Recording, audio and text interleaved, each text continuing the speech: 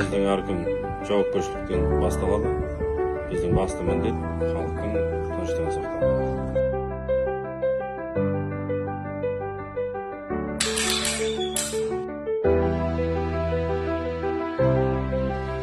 Мен Түркістан облысы полиция департаментіне қарасты патрульдік полиция батальоны қызмет инспекторы, полиция капитаны Сүйіндік Ерназар Манашұлы.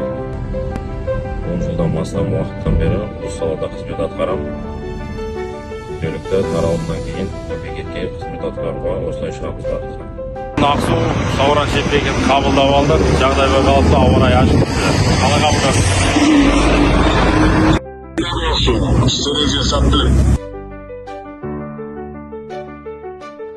Жолдағы тәртіп ең басты міндет. Бір сәттік немқұрайлық үлкен қауіп әкеліп соқтырады.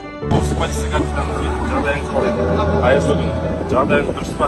Жолда жүрген кезде сырғанып тасырмай, үйдегі сауып жауапкершілікпен басқарып сұрағанбыз.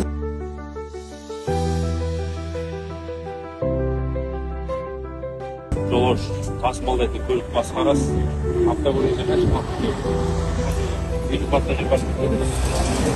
водитель хат жүріп жатқан жоқ па? Жақсы ма? Жақсы, жолдарыңыз болсын.